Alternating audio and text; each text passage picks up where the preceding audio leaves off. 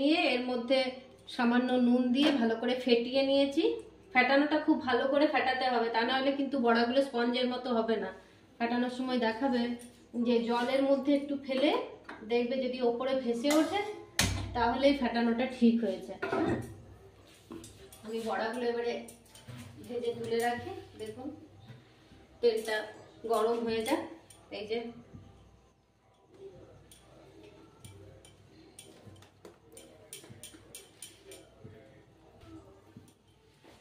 যে এবারে তেলের মধ্যে ছেড়ে দিচ্ছি। খুব বড় বড় করব না,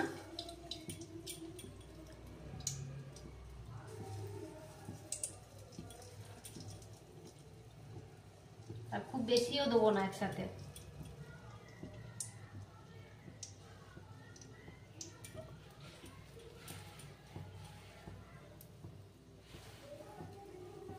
ব্যাস, আর দেবো না, কারণ একসাথে দিয়ে দিলে না নাড়া যাবে না আর গায়ে গায়ে লেগে যাবে।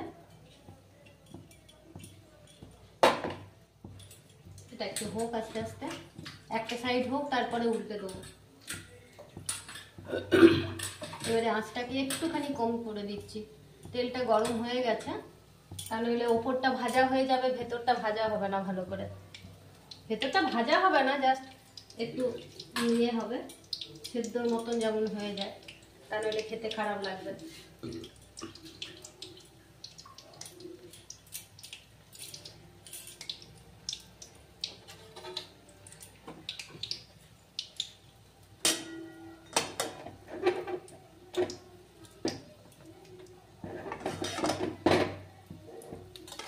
তেলটা দিয়ে একটুখানি ওপরের এরকম করে গায়ে লাগিয়ে লাগিয়ে দিতে হবে বড়াগুলোর উপরে।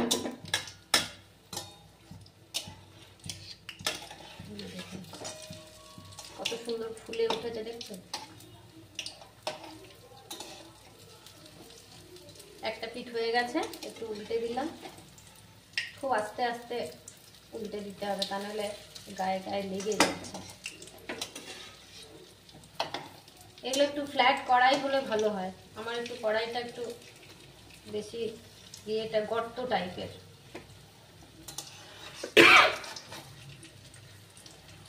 লেগে গেছে।